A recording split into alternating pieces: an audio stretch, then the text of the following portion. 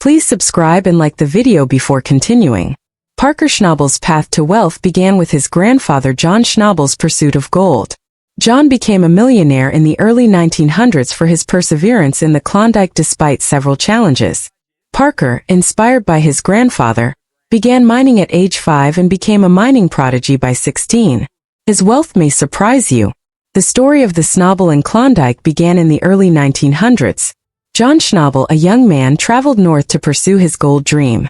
Despite early hardships and failures, he persevered and learned the ropes, ultimately finding success. After decades of mining, John Schnabel became one of the most experienced miners in the Klondike. His hard work and devotion led to a multi-million-dollar gold pile. However, John Schnabel's legend was not yet complete. Enter Parker. Parker Schnabel, the grandson of John, was inspired by his grandfather's gold mining knowledge and was determined to maintain the family business. His passion for gold began at a young age, when he was just 5 years old. The dirt flying and the coolest part seeing real gold come out of the ground. Forget video games, it was like a real-life treasure hunt for him. As Parker grew up, his love for gold mining only grew stronger. By 10, he was already running tiny excavators and sorting for gold under his grandpa's watchful eye. Turns out Parker had a sixth sense for finding gold, even better than some seasoned miners. When Parker hit 16, John decided to throw him a serious challenge. He leased a part of his own claim to Parker. Meaning Parker was in charge of everything, the bills, the profits, the whole shebang. People were like, who, a 16-year-old running a mine, crazy? But Parker wasn't scared. He put together a crew of local miners, worked his tail off, and used his gold-finding magic to pull out serious amounts of gold. News of this teenage mining was spread like wildfire, and soon Parker Schnabel was being called a prodigy destined to become just as legendary as his grandpa. By 2012, Parker was already a Yukon gold digging boss. Dude was pulling in serious cash and leaving seasoned prospectors in the dust with his smarts and fancy new mining tricks. Parker, a young gold miner, was approached by Discovery Channel to film a show about him. Parker, a businessman and showman, saw this as an opportunity to share his family's legacy with the world. In the first episode of Gold Rush, viewers were captivated by John Parker's youthful exuberance. He was equipped with valuable knowledge and hustled like no other.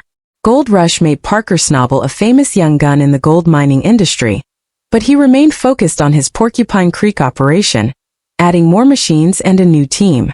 Parker created innovative mining tactics and broke his own gold record season after season, earning over 3,000 ounces of gold in his early 20s, generating millions of dollars. Parker transformed his TV fame and mining expertise into an empire, setting new standards for profit and gold extraction through Gold Rush and his own talent. Parker rose from a promising rookie to an elite force, revolutionizing gold mining. However, 2016 was a difficult year for the Schnabel family, as they lost their beloved grandpa John, a legend in the gold fields. Parker lost his biggest supporter, who had taught him everything from land reading to crew management. John pledged to honor his grandfather and lay him to rest. Parker took over Schnabel mining and set ambitious ambitions. Bigger spaces. Parker acquired other gold claims in the Yukon, including Eureka Creek, rumored to be the richest unspoiled land. He became a mining company, not just a miner. With many claims in the Yukon, the mogul had to quickly adapt, plan properly, and manage to keep everything going. Parker faced pressure to maximize profits from 247th rentals and payroll. He analyzed data and found ways to work smarter, not harder. Despite mistakes and equipment issues, Parker persevered and remained competitive. Parker gets it, the Yukon is a wild and beautiful place, and it needs to stay that way. Even as his mining operation exploded, Parker knew he had to be responsible. He knew he had to mine smart, got to keep this place beautiful for future generations. So Parker became a strong advocate for eco-friendly mining. He invested big time in fancy gear to keep nasty chemicals from leaking out and special filters to stop dirty water from messing with the rivers. Once they were done mining a spot, Parker's team would smooth things out, clearing junk and planting local plants to bring everything back to life, and it actually worked. Animals started coming back to these reclaimed areas, loving their restored home. And because Parker's a good dude, he used his fame to push for smarter mining rules in the Yukon. He worked with the top leaders to create laws that protect the environment while still letting people mine responsibly. He even became a mentor, teaching younger miners how to make money without trashing the place. In his mid-20s, Parker pioneered innovative methods to maximize gold extraction while minimizing environmental impact in the Yukon. His vision allowed the mining industry to thrive alongside the region's natural beauty. Parker Schnabel was already a gold-dripping millionaire. Believe it or not, a big piece of that comes from being the star of Gold Rush. You know, that show where cameras follow him around the Yukon as he hunts for gold. Apparently, he was pulling in a cool $100,000 per episode. That's like $2 million a season. But hold on, that's just the first nugget in Parker's treasure chest. You see, Parker's family basically owns half the Yukon. When it comes to mining claims, it's like their own personal gold mine monopoly, and with Parker at the lead, they were crushing it. One season they pulled in a whopping 3,500 ounces of gold. That's almost $5 million at today's prices. Just imagine enough gold to fill a bathtub. Year after year, Parker's mines were spitting out lots of gold, adding millions more to his already large bank account. But wait, there's more. Being the star of Gold Rush turned Parker into a global influencer. Big companies threw endorsement deals at him like crazy. Mining equipment, clothing. Parker became known for his social media skills, not just as the Yukon Goldfields king. Star Parker used his fame to invest in many items, including top-of-the-line trucks, rental equipment, and real estate. TV sponsorships profit from money. Mining. Please subscribe and like the video before continuing. Parker, who started climbing with his grandpa, has a net worth of $10 million. He lives on site at his mining camps in practical housing, staying close to the action. Most of his money goes back into the business, making his operation even more impressive. Parker owns a toy store with high-end trucks, ATVs, and real estate, including a commercial building in Hansen, Alaska, and a vacation rental property in the Yukon Territory. He also has a large car collection.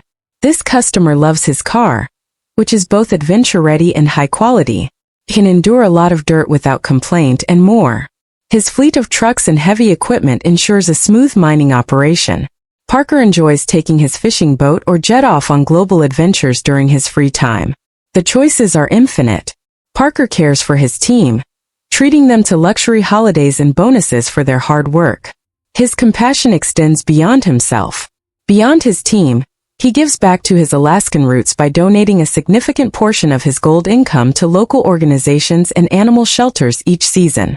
He supports youth sports and veterans groups. Alaska winters are brutal, long, dark, and sometimes power goes out. That can be rough for people who can't afford fancy generators.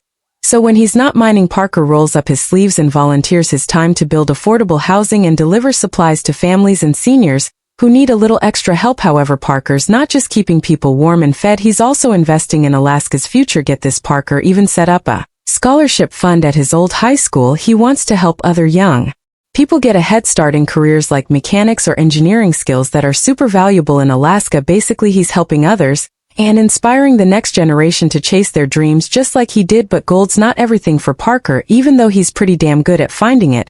When he's not knee-deep in a mine, this dude's got a ton of other interests. He's written a whole series of books about his family's mining history. Became bestsellers too. Parker also really loves to travel. He's traveled everywhere from steamy jungles in South America to ancient ruins in Europe. Dude loves adventure. And when he's not jetting around the globe, you can find him back in Alaska fishing, hunting, or just hiking in the mountains. Nature is his happy spot. And he is a history buff who collects vintage mining tools like baseball cards.